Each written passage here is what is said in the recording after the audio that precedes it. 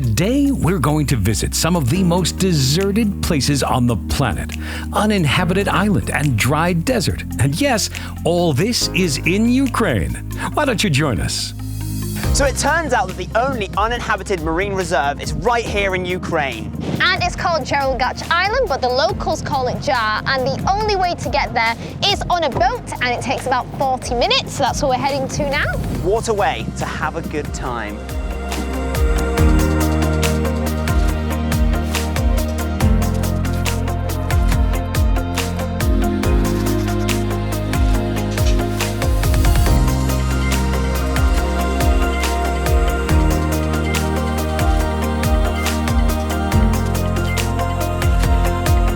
So let's take a look around.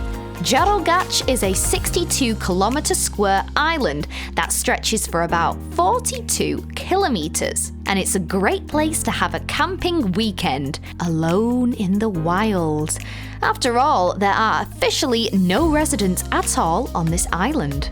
Officially, yes, but in fact there were quite a lot of people here, and they have the audacity to call it an uninhabited island.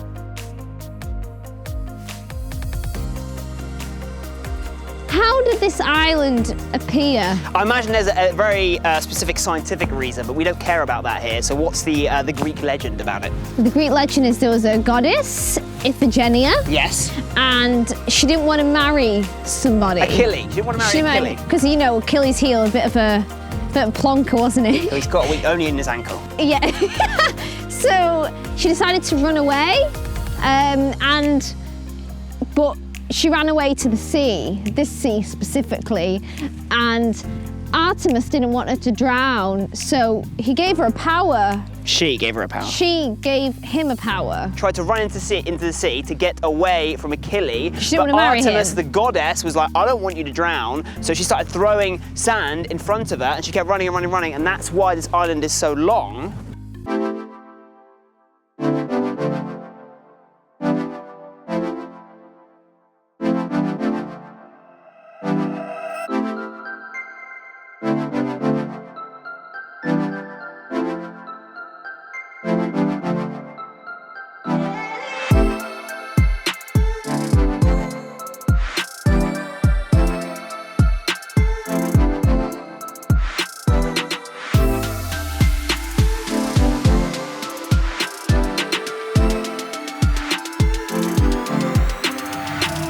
What else can you do on the island?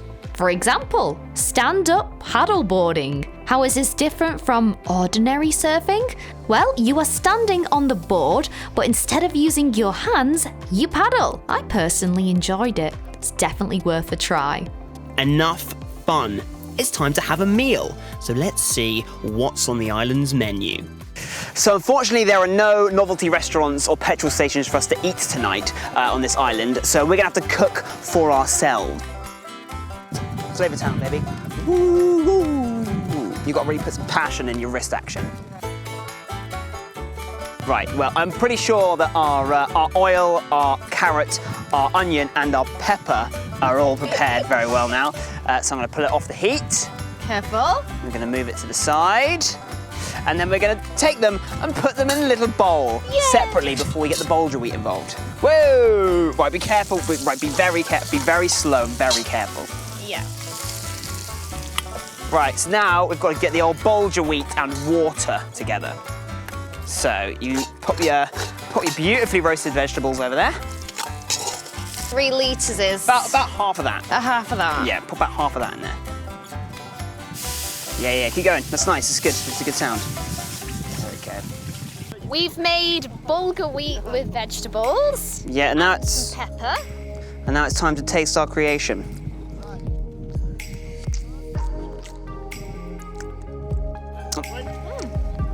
It tastes like roasted vegetables and a bulgur wheat. I personally, although you put some pepper in there, I'd season that more. I'd get I would put some olive oil in there, maybe some more salt. Get some garlic in there, get some fresh herbs, bam, bam, bam. It tastes a bit like couscous. Yeah, it's basically the same thing. Well, but it's hearty, it's warm, and it'll see us through till the evening. I've paired it with a nice chili and red. Cheers. I've got.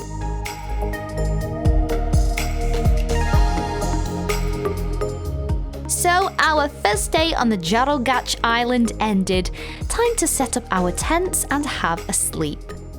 I hope there are no snakes here, actually. They always tend to ruin a good time. What do you mean? What kind of snakes? Oh, I'm not going to be able to sleep now. Oh, good morning. Seems I survived. Nothing even bit me. Great, well now we've confirmed Heather hasn't been bitten by anybody, let's explore the rest of the island. I'm pretty sure there's some more interesting stuff around. So this big boy behind us is in fact the Eiffel Tower's little brother. Yeah, the reason why it's called the Eiffel Tower is because it was built of the same materials. The guy who built it worked on the Eiffel Tower and it was built in 1902. But it doesn't work anymore! No, so they've built a second.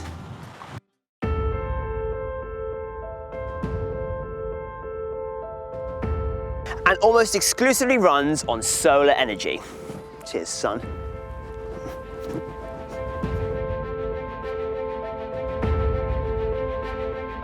By the way, the water is not ordinary here. Jarogach Bay is a healing place. It's filled with bromide iodide, sulfur compounds, and other microelements. So it turns out you can do more on this island than just relax. You can also heal yourself.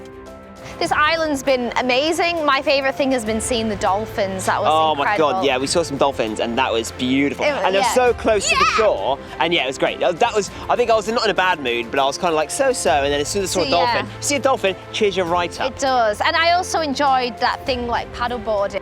We've made a dish together. We don't talk about the cooking. That was, that. If anything, I hope that is cut and we don't ever talk about that again. But no, it's nice. I mean, it's peaceful. Hearing the sea at night is quite nice. But I mean, for an uninhabited island, there are a lot of tourists around. Yes. Yeah. So other than that, I mean, we're tourists as well, I suppose. But yeah, it would be nice just to be less people, kind of just chill out, relax, and maybe we'll take some cooking lessons as well. Other than that, top island, well done island. Well done island. Oh, that boat. More boats.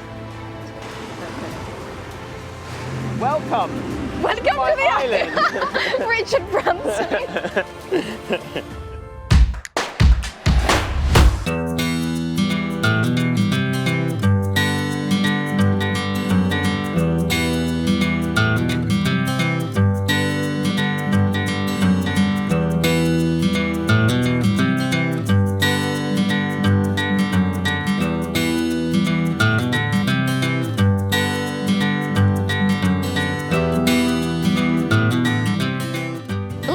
We are not in the Sahara Desert. No, we are not. We are on Oleshkivsky Sands in Ukraine.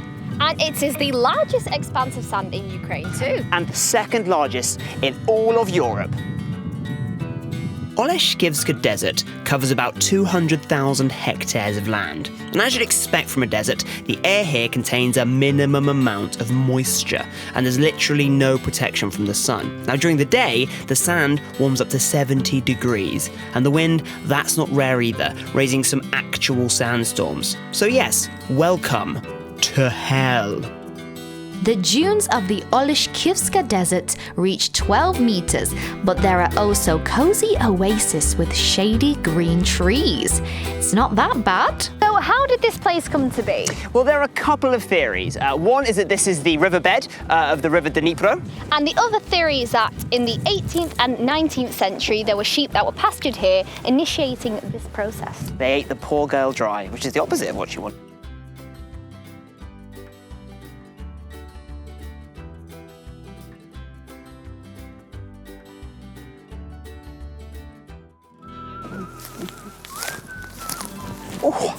So as beautiful as this place is, it was actually destroying the region. Yes, so they built a big artificial forest around the expanse to stop the sneaky sand from getting out. Some more sand there. Some people started planting trees here back in the 19th century, and now they cover an area of more than 100,000 hectares. That's right, you can find pines, birches, and even acacias here. This is the largest man-made forest in the world. And that's another thing that makes Oleshkivsky Sands a unique place worth visiting. But what can you actually even do in a desert? I don't believe that anybody feels the way I do about you now.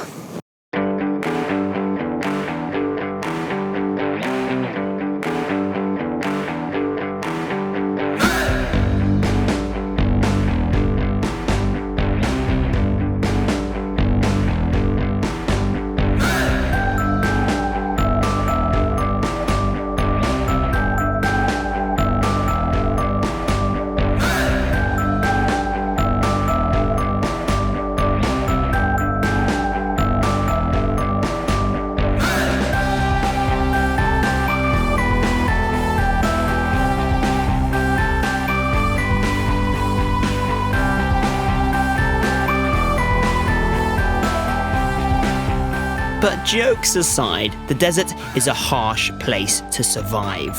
You need to prepare for a trip like this in advance.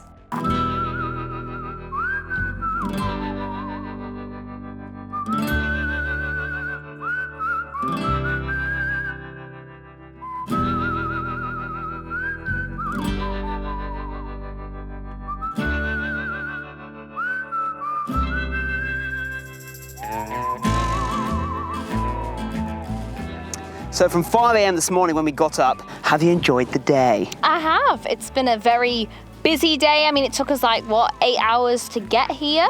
But it's definitely worth it to go to a desert in Ukraine. Yeah, absolutely. Yeah, I did not think I'd wake up this morning and be in the middle of a desert in Eastern Europe, but full of surprises. Ukraine's full of surprises. Indeed. But yeah, journeys are tough. I mean, the roads are a bit ropey around here. But we got a watermelon. Yeah, we did. That's a little great. treat on the side of the road. Watermelon. Wasn't a big fan of the toilets on the side of a road either. But other than that, this has been beautiful, and we're very privileged to be allowed in here as well. So yeah, it's nice, but there's not a lot we can really say about deserts because it's just basically a lot of sand. But if you haven't seen any, I would recommend. Yeah, it's nice to just feel it, feel the sand. Yeah. It's a nice feeling. Exactly. I would recommend maybe putting some more sun lotion on, covering your skin, looking after yourself, drinking lots of water. And tonight I'm gonna lie in a bath full of yogurt or cold cream, probably sour cream because we're in Ukraine, and just really look after my skin. That's a good idea. But I've got a better idea. What's that? Stand and watch the sunset. Let's stare directly into the sun. Yeah.